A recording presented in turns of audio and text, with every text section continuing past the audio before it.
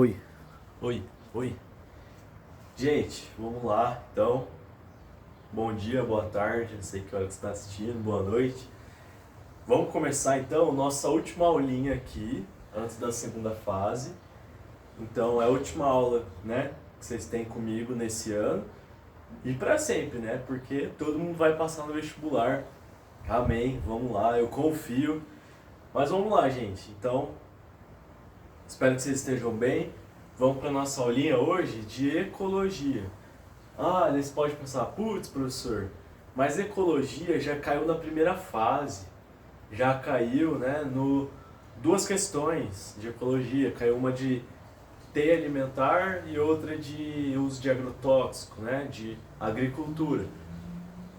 Sim, já caiu, mas isso não impede de cair na segunda fase. Então, assim, eu não sei se vai cair ecologia na segunda fase. Mas se você me perguntar se tem chance de cair ecologia, eu vou te falar, tem muita chance de cair ecologia. Então é melhor a gente ver isso numa aula, beleza? Então, vamos lá começar. A gente vai fazer a mesma dinâmica, trabalhar com questões, como vocês já estão ligados, trabalhar com questões e também com os conceitos. Então a gente vai usar a questão para revisar algumas coisas. A ideia dessa aula é ser uma revisão zona da ecologia. Eu não vou assim me aprofundar em coisas mega específicas. A ideia é tentar trazer uma ideia geral para vocês de várias coisas, beleza? De vários temas, certo? Então vamos lá. Questãozinha da UEL deve estar meio ruim de ler, mas eu vou ler aqui com vocês, tá? Leia o texto a seguir. Não tem jeito de alimentar as pessoas sem fixar quantidades enormes de nitrogênio na atmosfera. Esse nitrogênio está no momento aplicado a plantas de cultivo de forma muito ineficiente, explicou Paul não sei o quê. Membro de uma equipe de estudos da Universidade Rutgers, em New Jersey. New Jersey. You know, I talk English, speak English, you know. Muitos dos fertilizantes à base de nitrogênio que são usados mundialmente são mal aplicados. Como resultado, cerca de 60% do nitrogênio presente nos fertilizantes não chega a ser incorporado pelas plantas, ficando livre para escorrer além das zonas de raízes e então poluir rios, lagos, aquíferos e áreas costeiras, levando à eutrofização, afirmam outros pesquisadores. Gente, só deixa eu ver se está gravando, porque imagina, eu fico uma hora falando e daí não está gravando, aí eu, sabe, calma, deixa eu ver.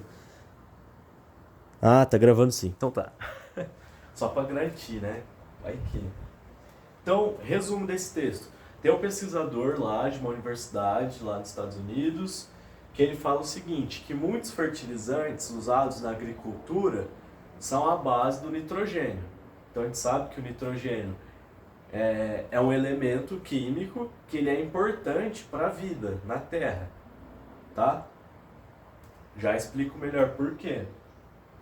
Esses fertilizantes, então, são usados para aumentar a produção na agricultura, beleza? Só que 60% desse nitrogênio não é absorvido pelas plantas. Então, qual que é a ideia? Você coloca um fertilizante para a planta absorver o que está naquele fertilizante. Nutrientes, sal mineral, enfim. Só que 60% do nitrogênio a planta não absorve. Aí o que acontece com esse nitrogênio, com esse fertilizante? Ele cai, né, ele passa pelo solo, porque as raízes não conseguiram pegar esse fertilizante. E esse nitrogênio ele vai passar pelo solo e vai chegar lá num rio, num lençol freático. Ele vai falar aqui pra gente que pode poluir rio, lago, aquíferos, áreas costeiras. Então pode cair, por exemplo, no lençol freático, que vai levar lá para um rio, pode, uma área costeira, né? Aquela área onde a água do rio se encontra com a água do mar, se encontra com o oceano. Então pode levar à eutrofização, beleza? Aí você já deve estar se perguntando, o que é a eutrofização? Calma, calma. Vamos lá, pergunta A. Quais são as etapas e a consequência do processo de eutrofização dos ambientes aquáticos mencionados no texto? Então, quais são as etapas e as consequências da eutrofização no ambiente aquático, tá? Então, eutrofização, gente, é o quê? A eutrofização, ela é quando passa uma quantidade muito grande de fertilizante, nesse caso, né? Passa uma quantidade muito grande de nitrogênio e vai lá poluir um rio, um lago, um lençol freático. Então fica com uma quantidade muito grande de matéria ali, de nitrogênio, de fertilizante. Isso é eutrofização. A gente está falando aqui de ambiente aquático. Então, vamos lá, a gente vai chegar na resposta. Primeiro a gente vai trabalhar alguns conceitos. Primeiro, lixiviação. Lixiviação é a lavação de nutrientes. Tá, vamos lembrar assim, ó. Eu tenho lá a planta até certa altura. Embaixo eu tenho o solo, que é onde estão as raízes dessa planta. Aí eu tenho o solo. Embaixo desse solo eu tenho o lençol freático, que é ali onde tem água, tá? Não sei se deu pra ver, mas embaixo do solo eu tenho o lençol freático. O lençol freático ele vai dar num rio. Em alguma distância ele vai chegar num rio, tá? Então lá tá cheio de água embaixo desse solo. A lixiviação é quando acontece o seguinte, vamos supor, eu tenho lá os nutrientes nesse solo, aí acontece uma chuva, por exemplo. Então eu joguei o fertilizante, joguei o nitrogênio e acontece uma chuva. O que acontece? A água da chuva passa pelos espacinhos do solo e leva esses nitrogênios que estavam no solo, leva para baixo, leva lá para o lençol freático. E daí contamina, polui esse lençol freático, que depois vai lá poluir um rio, certo? Então isso é lixiviação, essa lavação. A água da chuva cai e lava os nutrientes, manda os nutrientes lá para o lençol freático, beleza? Outra forma aqui, né, de a gente ter uma eutrofização é por escoamento. Escoamento, gente, é o seguinte, que é uma enxurrada agora que leva esse material para o rio. Eu tinha escrito, ó, segredo nosso, eu tinha escrito enxurrada com CH. Eu fui descobrir essa semana que enxurrada é com X. Tudo bem, pelo menos professor de biologia, né? Então, tá bom. Mas não erre, hein? Tá chegando a redação. Então vamos lá, o escoamento é o seguinte, joguei o fertilizante, aí aquele fertilizante agora, a gente vai falar daquela parte do fertilizante que ficou em cima do solo, não daquela parte que entrou no solo. Então aquele fertilizante ainda está em cima do solo e daí chove.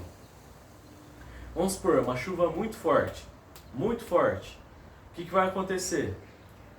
Pode criar uma enxurrada e essa enxurrada pode levar esses nutrientes que estão em cima do solo embora. Então está chovendo muito, muito, muito. Eu crio um acúmulo de água e cria uma enxurrada. E essa enxurrada vai levar esses nutrientes, levar esse nitrogênio, levar esse fertilizante embora, até chegar ao rio. Então essa enxurrada vai dar lá no rio. E daí tá levando um monte de nitrogênio, um monte de fertilizante lá pro rio. Beleza? Então essa é uma outra forma também de acontecer a eutrofização, tá, gente? Escoamento. E daí eu tenho a eutrofização, que é o seguinte, é uma grande quantidade de nutrientes em uma região, certo? Então assim, é uma quantidade anormal, não é normal ter aquele tanto de nutriente naquele local. Então assim, por exemplo, eu tenho lá um rio. Vamos pensar que a gente está falando de um rio. O rio ele tem uma quantidade ali de matéria orgânica, de nutrientes, né? A gente sabe disso. Senão, não ia ter vida ali, tá? Aí acontece uma lixiviação ou um escoamento, e agora esse rio está com uma quantidade de matéria orgânica, de nutrientes, de nitrogênio, está com uma quantidade muito grande. Anormal. Isso não é bom, isso causa um desequilíbrio. Então aquele rio ele está no equilíbrio, vamos falar assim, é um equilíbrio dinâmico. Só que daí eu vou lá e despejo muito fertilizante, muito nutriente naquele rio. Você pode pensar, mas não vai aumentar também a produtividade, né? Não vai aumentar a fotossíntese nesse rio? Vai, mas vai trazer consequências graves, tá? Para esse ambiente. Vamos lá. Eu dei uma explicada nisso numa interaula que a gente teve. Mas, como não é todo mundo que consegue ir na interaula, né? Vou explicar tudo de novo, certinho. Então a gente está tratando aqui de um ambiente aquático, que é o que o exercício pede, beleza? Aí eu tenho aqui nesse ambiente aquático uma grande quantidade de nutrientes. Então quando eu fizer a setinha para cima, é que está aumentando. Então eu tenho aqui um aumento grande na quantidade de nutriente. Lembra que eu falei que isso vai favorecer alguém? Vai aumentar a produtividade. Produtividade é o tanto de fotossíntese. Então favorece as algas, né? No rio, quem faz a fotossíntese são as algas, né? No ambiente marinho também são as algas. Então eu aumento o número de algas. Aí essas algas, elas começam a morrer. Porque pensa, tá top para as algas, elas estão conseguindo fazer muita fotossíntese. Boom, dá um boom de alga. Agora eu tenho muita alga. Pensa assim. Só que daí essas algas, obviamente, elas também vão morrer, né? Elas não vão ficar vivas por muito tempo. Essas algas morrem. Lembra, gente? Numa cadeia, numa teia alimentar, quando algum dos elementos morre, né? Quem que faz o trabalho agora? São os decompositores, que são bactérias e fungos, que fazem a decomposição da matéria orgânica, tá? Aumenta então o número de decompositores. Esses decompositores, eles são aeróbios, ou aeróbicos, tanto faz. Por quê? Eles usam oxigênio. Pensa assim, tem esses decompositores, eles estão ó, carcando oxigênio. Tipo assim, usando muito oxigênio porque tem muitas algas morrendo. Então eles vão ter que fazer a decomposição e agora ficou top para os decompositores. Pensa, um monte de alga morrendo, um monte de matéria orgânica assim morta. Decompositor, ó, vambora. E eles vão usar muito oxigênio. Se eles vão usar muito oxigênio, concorda comigo que vai diminuir agora a quantidade de oxigênio nesse rio? Concorda comigo? Nesse ambiente aquático? Eu coloquei entre chaves aqui, ó, O2. O2 é oxigênio, tá? É o gás oxigênio. Coloquei entre chaves porque significa concentração. Então essa aqui é a concentração de oxigênio, tá?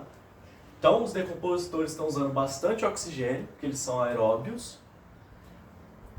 E diminui agora a concentração de oxigênio. O oxigênio na água cai, diminui a quantidade, tá?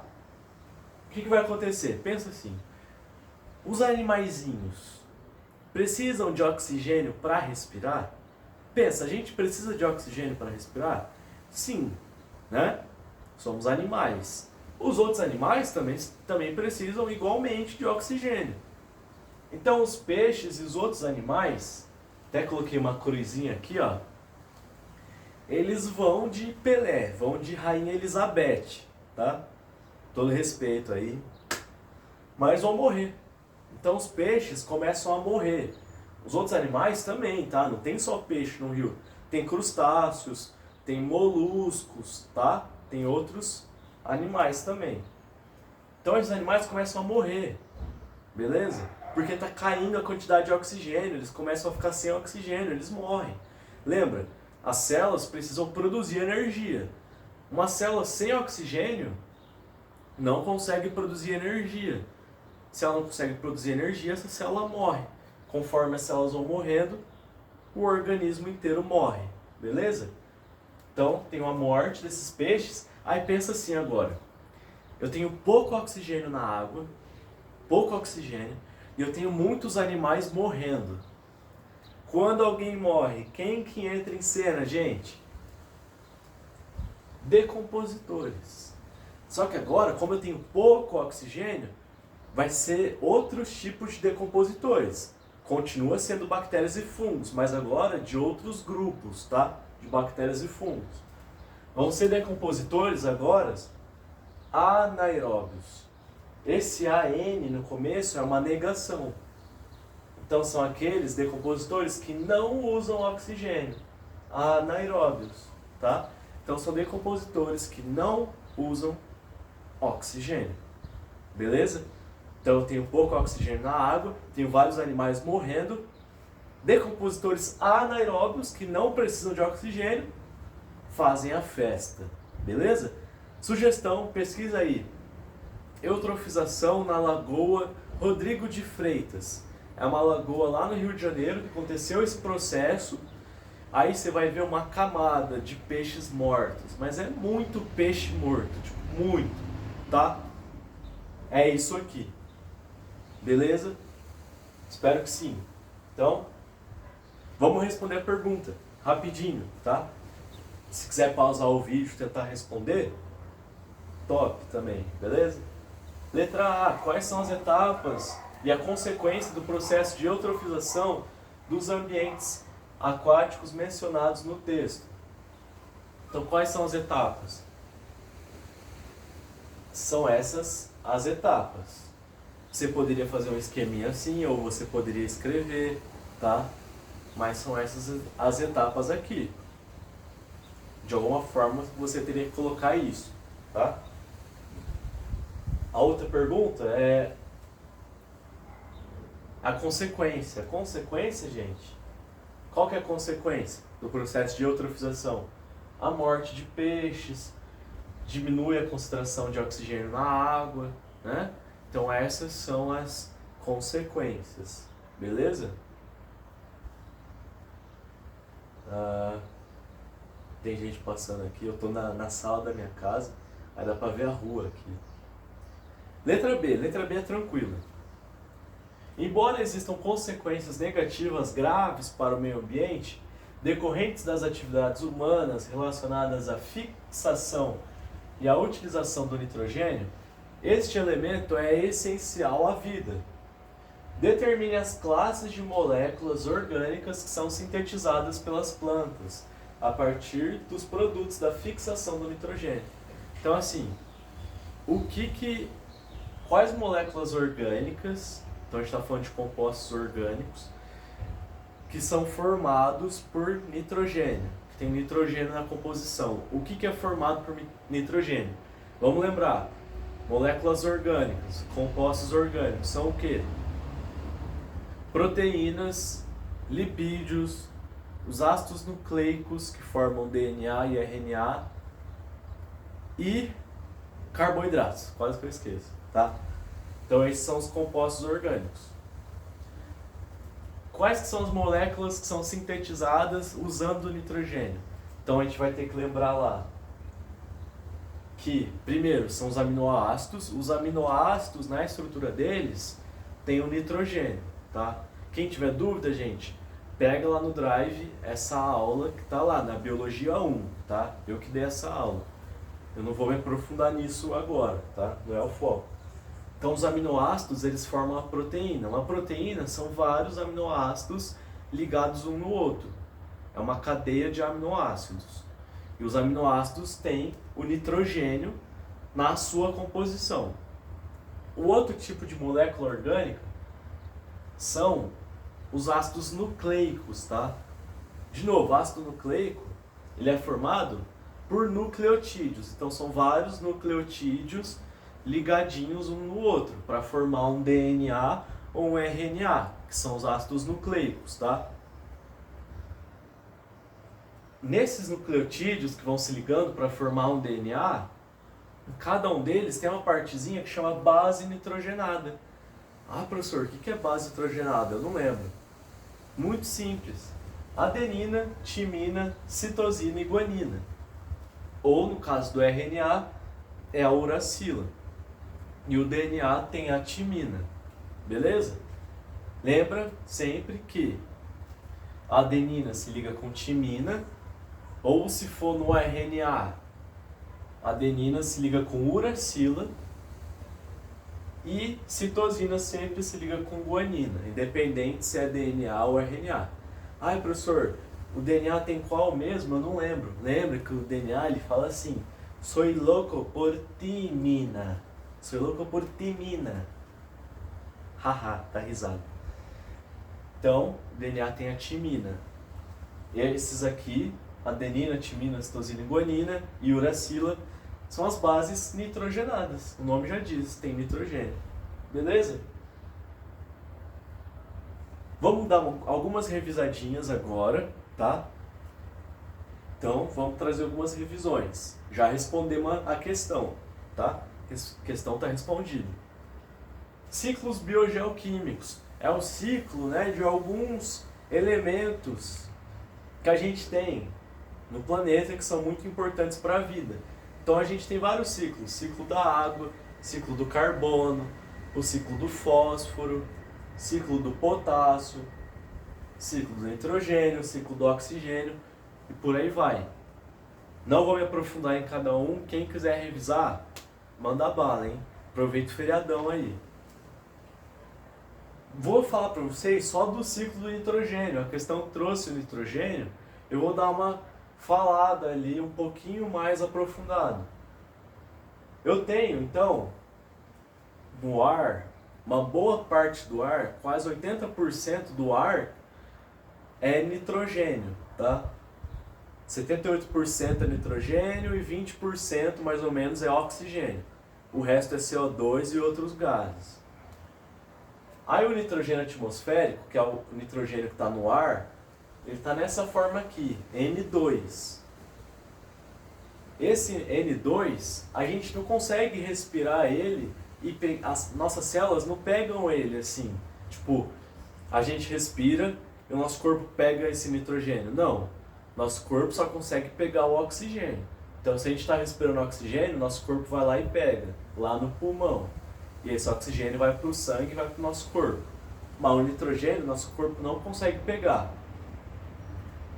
Tem uns caras importantíssimos que conseguem pegar esse N2, que são bactérias. Então a gente tem alguns grupos de bactérias que conseguem fixar o nitrogênio. Fixação é isso, gente, é pegar o nitrogênio atmosférico e deixar ele numa forma que as plantas consigam pegar, tá? Então vamos lá. Bactérias, eu tenho um grupo de bactérias importantes que faz isso, que são as bactérias do gênero Rhizobium, tá? Rhizobium. Que elas estão em nódulos, que são bolinhas, lá nas raízes de plantas leguminosas. Ai, professor, quem são as leguminosas? São as plantas que dão vagem. Lembra? Então, uma planta leguminosa, um legume, é uma planta que dá vagem.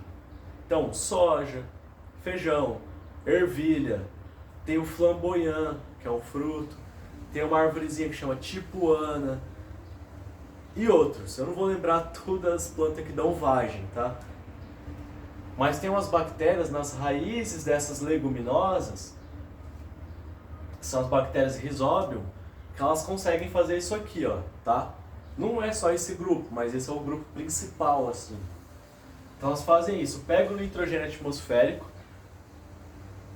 transforma ele, tá, entre aspas, na forma de NH3, que é o que a gente conhece como amônia. Vocês devem ter escutado falar lá na química. Essa amônia também pode ser transformada num nitrato, que é o NO3, beleza? Aí tem as bactérias, que são aquelas chamadas de desnitrificantes, se eu não me engano, se eu não estou enganado. Elas transformam esse nitrato em N2. Então assim, elas pegam esse nitrato que está no solo, conseguem transformar de volta em um N2 e esse N2 volta para a atmosfera. Mas vamos lá, vamos pensar aqui, ó. Essas bactérias pegam o N2, pegam o nitrogênio atmosférico que está no ar, transformam em amônia ou em nitrato, e agora sim, a planta consegue absorver, tá? Ou a alga, tá? Então esses organismos fotossintetizantes conseguem absorver tanto a amônia quanto o nitrato. Eu coloquei assimilado. Assimilado a gente pode entender como absorvido, tá? Então o NH3 e o NO3 podem ser absorvidos, podem ser assimilados pelas plantas. Mas quem faz a fixação do N2 ao solo são as bactérias. Fechou? Vamos lá. A amônia também, ela chega no solo por outra maneira, que é a decomposição. Então vamos lá, vamos supor, caiu lá qualquer matéria orgânica. Caiu uma folha de uma árvore. Caiu o galho de uma árvore. Morreu um animal ali, vamos supor, numa floresta, tá? Mas pensando no geral, mas vamos pensar numa floresta. A gente está falando de árvore e tudo mais. Que aquele animal morto, aquela folha que caiu, aquela árvore que caiu, vai entrar em decomposição. Então lembra, tudo que morre entra em decomposição. Os principais produtos da decomposição, então aquilo que é formado quando está acontecendo a decomposição, logo de cara a gente tem o que? CO2, que é o gás carbônico, então esse CO2 ele vai para a atmosfera, e a amônia, tá? A amônia, em excesso, ela pode ser tóxica, em excesso, beleza? Por isso que o nosso corpo, ele transforma a amônia lá em ureia, que é menos tóxica, e daí libera essa ureia na urina. Fechou? Nosso corpo faz isso. Então tá. A decomposição, então, gera amônia, NH3. Quem faz decomposição? Bactérias e fungos. Lembra disso. Fechou. Aí, essa amônia que está no solo, fruto da decomposição, pode ser absorvida também pelas plantas. Sempre, a gente tem que pensar, sempre a planta vai absorver a amônia, nitrato, com a ajuda de micro-organismos, tá? Então tem os micro-organismos que são os decompositores, vai gerar amônia. Aí tem os organismos que estão lá nas raízes das plantas, os micro-organismos, que vão pegar essa amônia e jogar para a planta. E em troca, a planta dá o quê? Dá glicose para esse micro-organismo, né? É uma troca mútua, assim. Certo? Vamos lá. Por que o nitrogênio é importante, então? Porque ele vai formar DNA e vai formar as proteínas, certo? Não só o nitrogênio, mas o nitrogênio faz parte da estrutura. E os animais, eles adquirem o nitrogênio por meio da alimentação. Então, assim, tem alguns aminoácidos. Os aminoácidos são aquelas estruturas que formam as proteínas, que nosso corpo consegue produzir. Só que tem alguns aminoácidos que a gente chama de aminoácidos essenciais. São os que o nosso corpo não consegue produzir. E daí é só por meio da alimentação, tá? E as plantas conseguem o nitrogênio pelo ar. Então, quando os micro-organismos fixam esse NO2 em nitrato e amônia, e esses micro-organismos transformam, né, em uma forma que a planta consiga absorver. Então o micro-organismo dá esse nitrogênio para a planta. E a planta, quando ela é comida por um herbívoro, por exemplo, esse herbívoro, esse animal, vai pegar o nitrogênio da planta, certo? Então quando a gente está comendo um alface, a gente está pegando o nitrogênio que está naquela planta. por exemplo, tá? Faz sentido? Faz? Espero que sim. Tá bom? Vamos lá. Na verdade, eu falei do alface, né? Mas a nossa digestão de celulose ela é um pouco difícil, né? Os herbívoros, né? Por que que uma árvore só... por que que uma árvore? Por que que um boi, uma vaca, só come planta e é gorda? Porque ela tem micro-organismos lá no intestino dela que conseguem quebrar a celulose das células vegetais. Então a vaca consegue absorver esse açúcar, né? Essa celulose, e ela fica gorda. A gente não. Então a gente pode conseguir comendo um animal herbívoro, por exemplo. A gente vai conseguir esse nitrogênio comendo um animal herbívoro, certo? Carne de boi, carne de carneiro, por aí vai. Vou tomar uma aguinha aqui.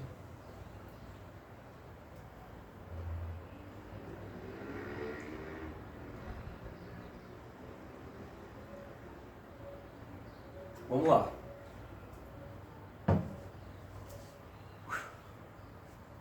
Outra questão da UEL vai falar, ó,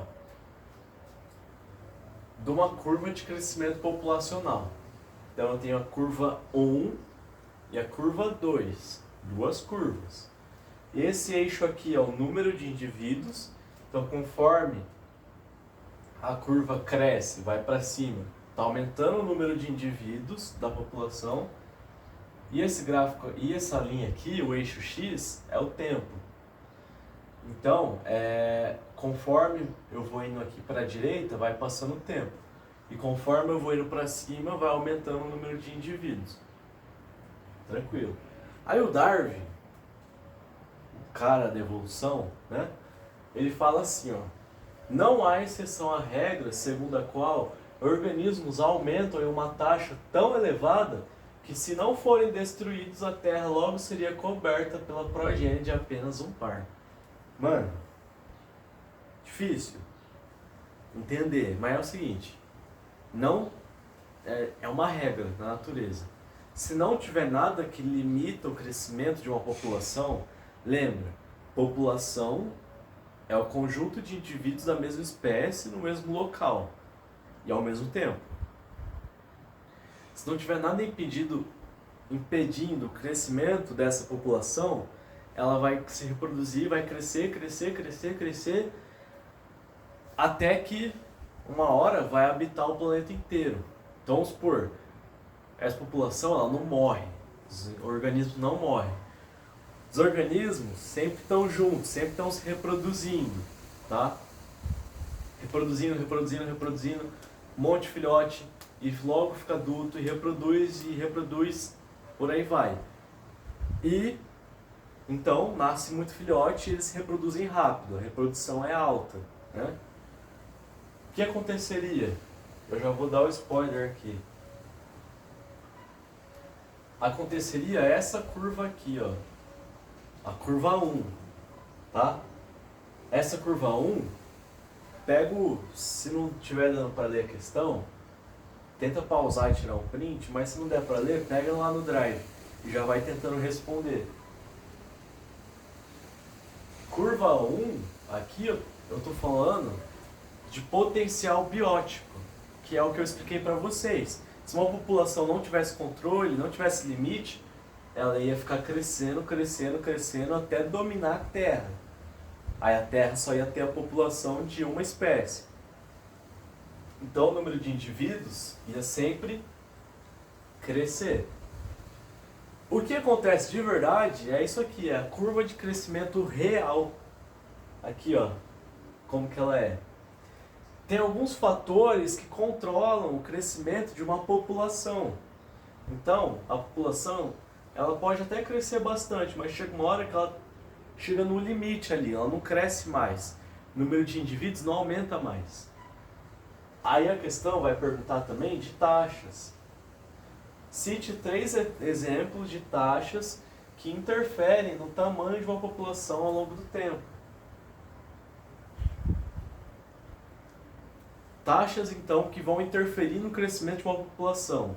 nessa curva de crescimento real são as taxas de mortalidade. Então, assim, uma população, os organismos não são imortais, eles vão morrer. E essa curva, se a população está morrendo, o número de indivíduos cai. Outra coisa é a natalidade. É o tanto de gente que nasce. Gente, animal, planta, tanto faz. Pensa assim, um mamífero. Esse mamífero, a fêmea fica grávida e vai lá e nasce 2 filhotes, ou um filhote só. Sendo que a gestação demora meses. E esse filhote vai demorar anos para ficar adulto e para se reproduzir. Então isso interfere também, né? Se é um animal, por exemplo, que nasce um monte de filhote e eles logo ficam adultos e se reproduzem, aumenta o tamanho da população. Só que tem que lembrar da taxa de mortalidade. Os adultos estão morrendo também. E a outra taxa é a taxa de emigração. Emigração é o tanto de indivíduos que saem dessa população, vão para outro lugar, outro ecossistema. E a imigração é o tanto de indivíduos que vêm para essa população. Estão vindo de fora, de outro local, de outro ecossistema, tá? E daí a questão vai perguntar também, qual que é a curva que melhor representa a ideia do Darwin? Que é aquilo lá, que se não tivesse controle, uma população ia tomar o mundo, ela ia se reproduzir, ia crescer muito, ao ponto de dominar o mundo.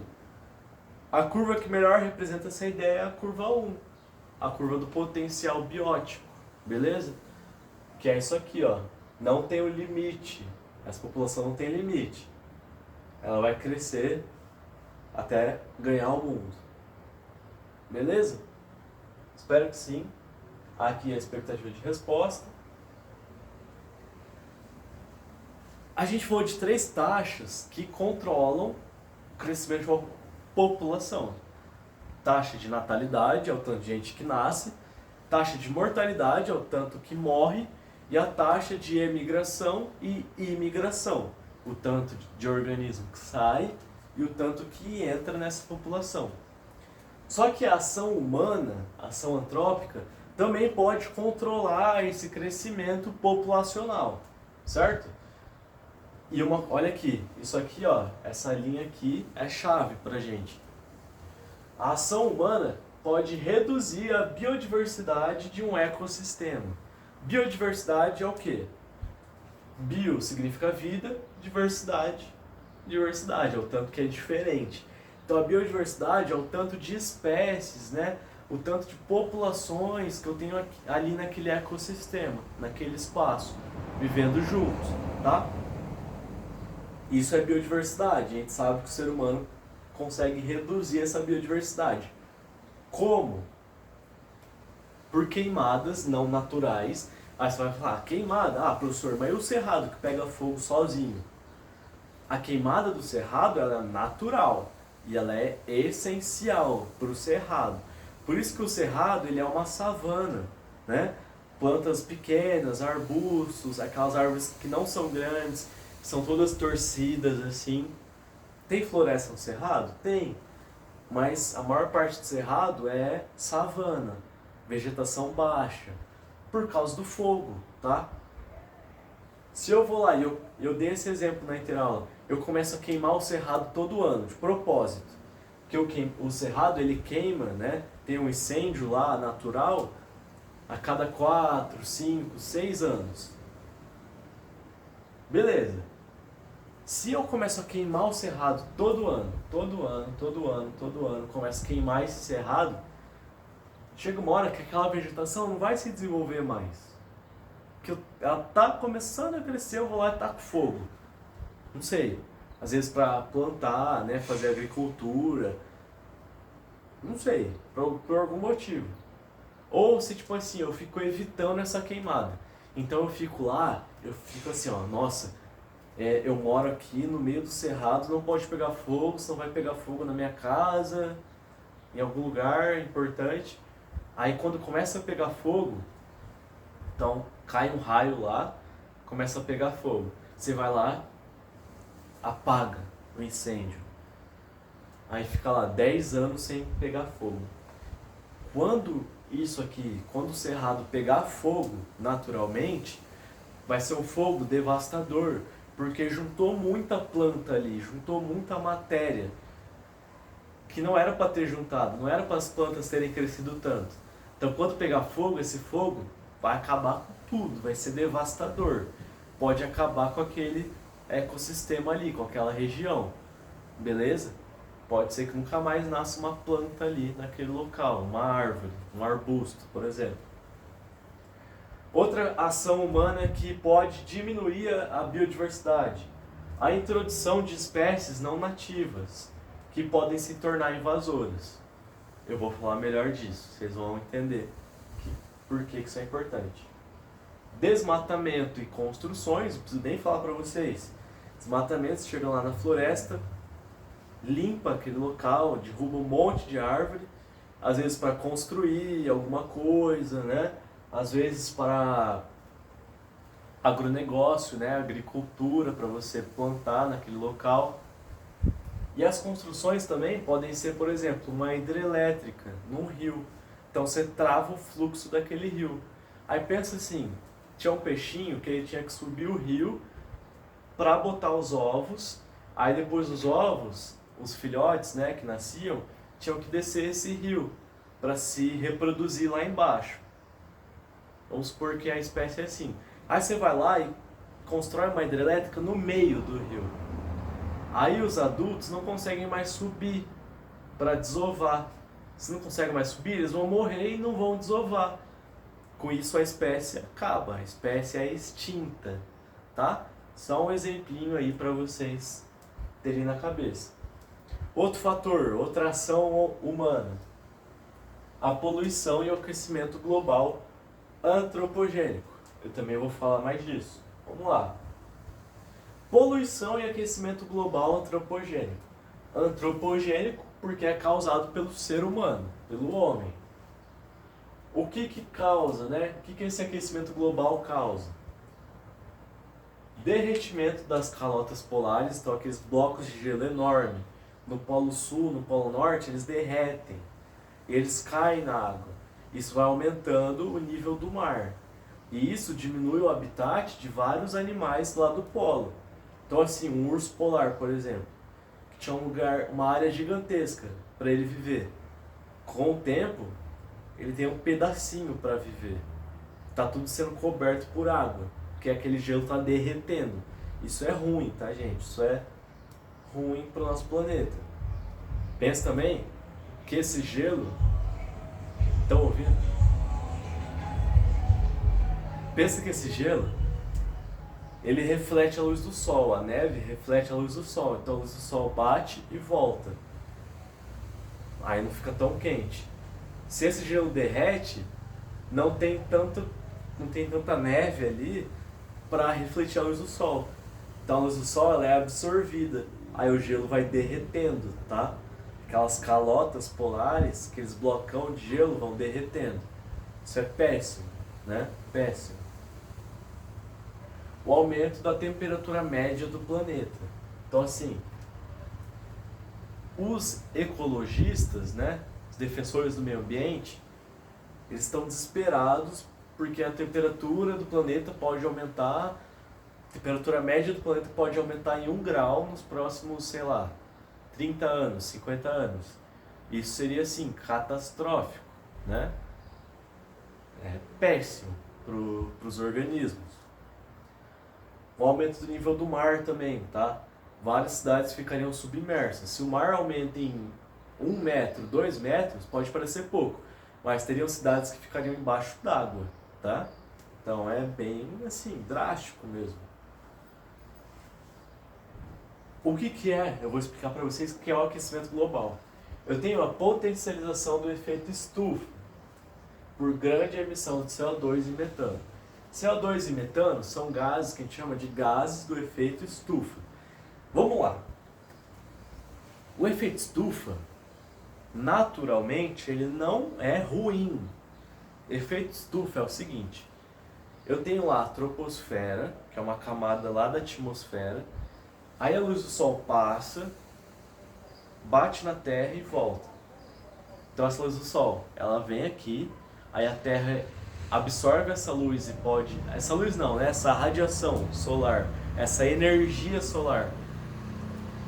A Terra absorve e depois emite de volta para o universo. Ou, igual eu falei do gelo lá, da neve, a luz do Sol bate e volta. Então a luz do Sol é refletida. Só que não é toda essa energia solar que volta para o universo. Parte dela vem para a Terra e quando vai voltar fica presa aqui.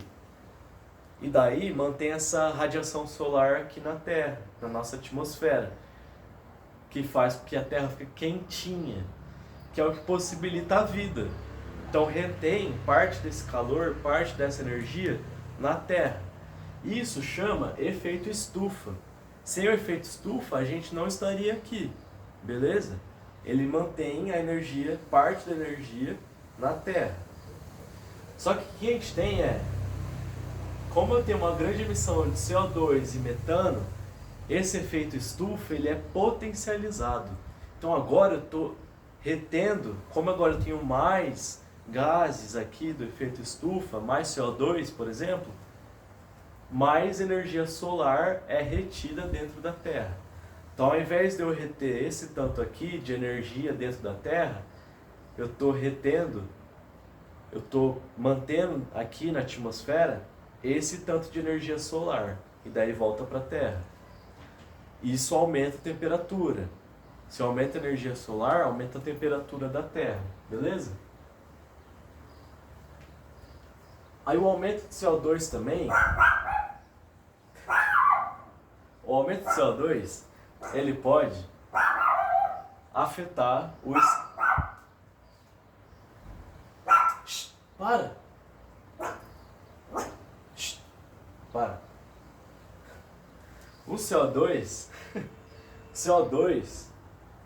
ele pode entrar em contato com a água, aqui ó, CO2 mais água, e gerar o bicarbonato e o H+.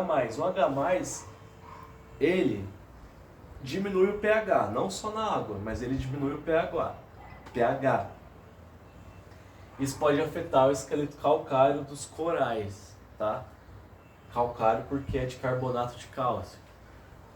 E isso, né? Então esse H+, vai acidificar o esqueleto dos corais e vai danificar. E daí se danifica, as algas que estão nele caem fora. E daí diminui o tanto de fotossíntese, diminui a concentração de CO2, ou diminui a concentração de oxigênio ali naquele local, certo? Eu tenho alguns bioindicadores de poluição, que são organismos que são sensíveis à poluição. Então eles indicam se aquele local ele tem uma grande quantidade de poluição, se é um local limpo, com ar limpo ou água limpa. Um bioindicador que a gente tem são os líquens. Líquens são associações de fungos com algas, tá? Outro bioindicador são os peixes. O outro são os anfíbios, principalmente os girinos, que são as larvas que vivem na água. Tá, por que são importantes? Líquens. Líquens são aqueles organismos, né, fungo com alga, que fica no tronco das árvores, já viu? No caule das árvores. Se você for na UEL e olhar para uma árvore, ela vai estar cheia de líquens, porque o ar da UEL é puro. Mas se você for em São Paulo, que o ar é muito poluído, muito sujo, não tem líquen nas árvores de São Paulo, certo? Então é um bioindicador da qualidade do ar. Já os peixes é um bioindicador da qualidade da água, se aquela água está muito poluída ou se é uma água boa, né? Uma água limpa. Por que o peixe? Porque ele tem a pele, né, fina, então, e ele tem que tomar a água, né? Muitos peixes têm que tomar a água para a água passar pelas brancas e ocorrer a troca gasosa. Então assim, quando ele está tomando essa água ou essa água está passando pela pele, pode ter ali metais pesados, por exemplo, mercúrio, chumbo e outras coisas poluentes, que vão entrar e vão ficar nos tecidos desse peixe. Aí vai lá um pesquisador, pega o peixe, né, e abre ele e analisa no microscópio. Aí ele vê o tanto de poluentes que tem no tecido desse peixe, né? Na carne desse peixe.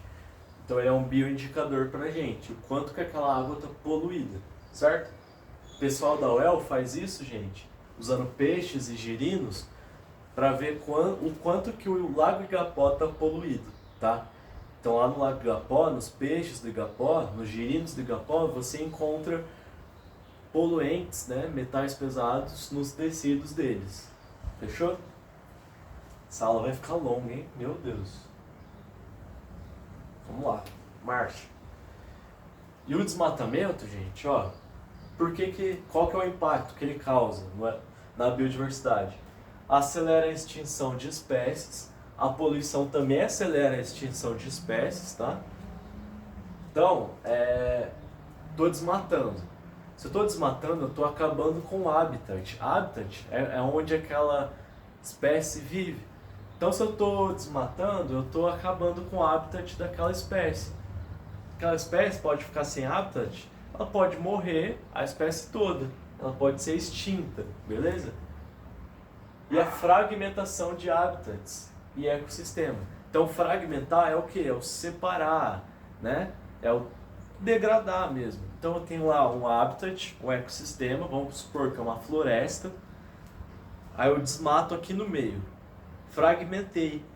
Agora eu tenho dois habitats separados, tá? É um ecossistema separado agora. Isso é ruim, porque daí, ó, eu tinha aqui uma espécie. Aí eu separei. Agora quem está aqui não consegue se reproduzir com quem está aqui, porque eu fragmentei esse habitat. Isso pode causar, ao longo dos anos, uma extinção. Beleza? Isso é ruim, tá bom? Ufa! Vou dar uma respirada de novo. Ó. Aqui, essa questão, ela é o seguinte. Fala pra gente do número de colmeias na Europa e na Ásia de 1961 até 2015, beleza? Aí pede para você construir um gráfico de linhas ou um gráfico de barras. Gente, sempre fique atento ao comando da questão, ó. Com base no texto, construa um gráfico de linhas. Então, o que é para você fazer? Construir um gráfico, tá? É para fazer um gráfico. Construa um gráfico de linhas ou um gráfico de barras. Então não é para você fazer um gráfico de linha e um gráfico de barra. Ou você faz um gráfico de linha ou você faz um gráfico de barras, tá? E esse gráfico tem que demonstrar as variações nos números de colmeias na Ásia e na Europa. Gente, fácil, juro, é fácil essa questão. Você vai pegar o seguinte, o texto te dá informações. Eu vou explicar rapidinho, mas vocês conseguem fazer sozinhos, tá? Se quiser pular e tentar fazer sozinho, de boa, tá? Então tem a variação de 1961 até 2015. Na Ásia, eu tinha 11 milhões de colmeias em 61. Em 2015, aumentou 230%. É isso que o texto fala. Então vamos lá, vamos fazer essa conta. 11 milhões é 100%, é uma regrinha de 3. 11 milhões de colmeia é 100%. 230%, que é o que aumentou aqui, é quantos milhões de colmeias? Fazendo essa conta, né? 11 vezes 230 dividido por 100 depois, dá 25,3 milhões de colmeias. Então, eu tinha 11 milhões, aumentei 230%, mais 230%. Então 11 mais 25 milhões, que é 230%. Agora em 2015 na Ásia eu tenho 36,3 milhões de colmeias, tá? De abelha. Já na Europa, em 61 eu tinha 21 milhões de colmeias, caiu 25%. Fazendo a regra de 3, 21 milhões é 100%. Quantos por cento que é 25? Quantas colmeias que é 25%? Dá 5,25 milhões. Só que, ó, diminuiu 25%. Então eu faço 21 milhões menos 5,25 milhões. Então agora em 2015 na Europa eu tenho 15,75 milhões de colmeias, beleza? Ou 15,8 milhões de colmeias. Construindo o gráfico vai ficar assim, ó. Em preto aqui é a Europa, em branco é a Ásia. Então, 1961, 2015. Aqui são os anos, então, 61, 2015. E aqui é o tanto de colmeia em milhões. Então, 10 milhões, 20 milhões, 30 milhões, 40 milhões. Aí você faz o gráfico. E aqui é o gráfico de linha. Então, você faria ou o de barra, né? Ou o de linhas. Só precisava fazer um deles. Beleza? 61, 2015 e constrói o gráfico. Certo? Aí vamos lá. Tem outra pergunta aqui. Cite, ó. A organização das abelhas em uma colmeia caracteriza-se como uma relação ecológica intraespecífica. Já a polinização caracteriza-se como uma relação ecológica interespecífica. Cite o nome e defina essas duas relações ecológicas. Então vamos lá. Primeiro, a organização das abelhas em colmeia é uma relação ecológica intraespecífica. Intra. Então é dentro da espécie, uma espécie só. E a relação da abelha, né, que faz a polinização de uma planta, é uma relação interespecífica, entre espécies. Então é uma espécie de abelha com uma espécie de planta. Acontece a polinização. Cite o nome, então para você falar o nome de cada uma dessas relações ecológicas, dessas duas, e defina essas duas relações ecológicas. Então você vai ter que citar e definir cada uma. Aí vamos lá, eu tenho as relações ecológicas. Eu tenho as intraespecíficas, que são entre indivíduos da mesma espécie, e eu tenho as relações interespecíficas, entre, então são entre espécies diferentes. Não vou falar de cada uma delas, mas aqui eu coloquei na tabelinha as harmônicas, as desarmônicas, tá? E aqui as harmônicas e as desarmônicas. Diferença de sociedade e colônia. Já vou dar a resposta lá da questão.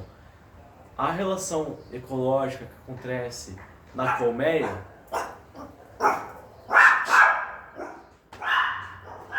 a relação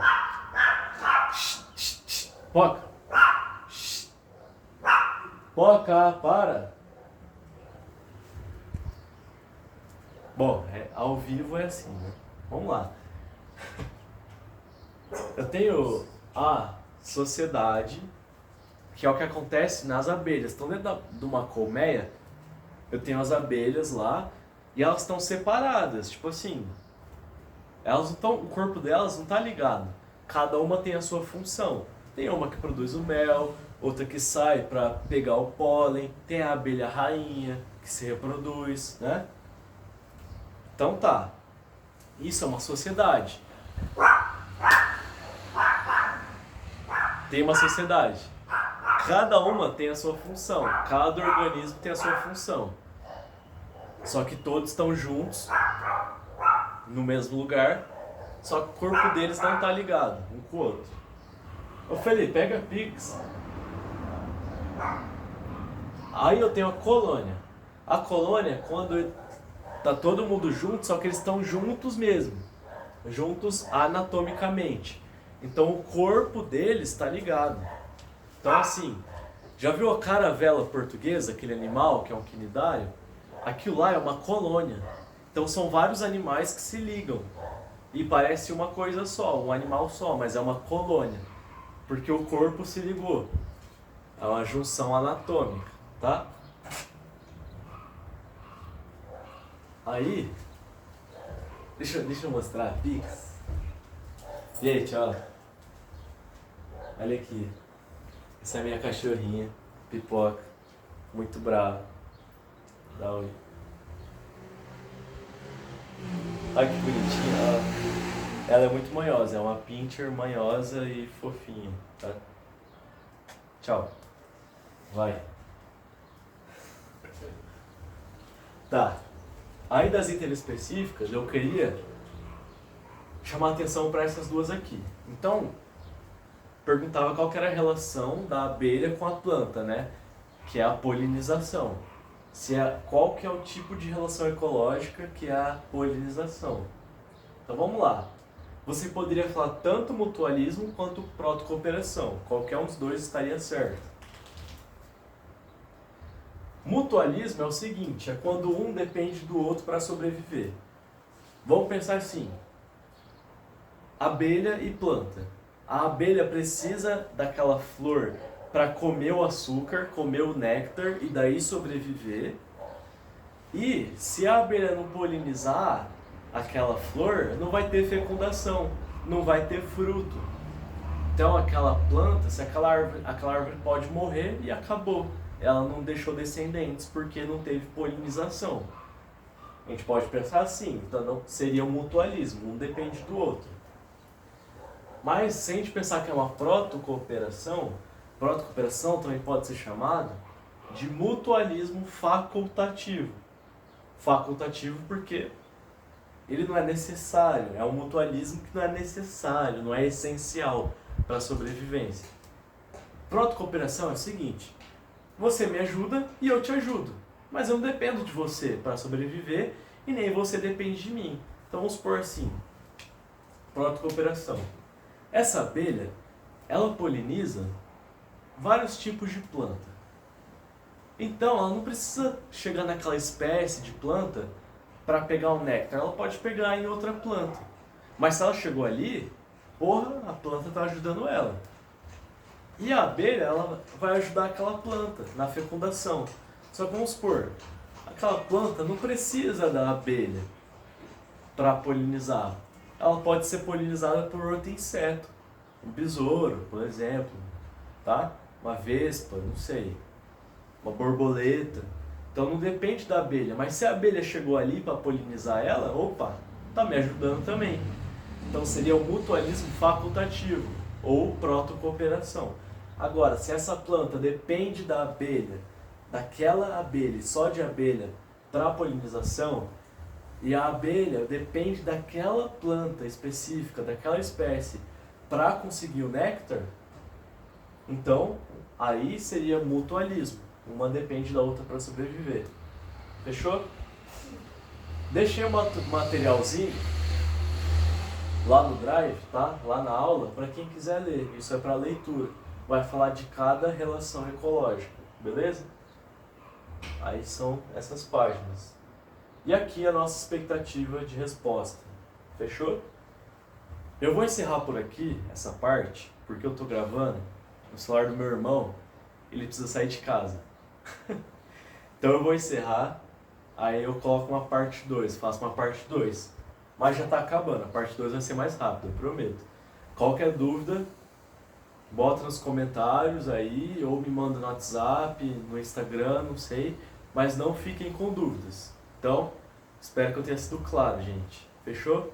Então, é isso. Qualquer dúvida me chama, por favor. Dá tchau pra mim.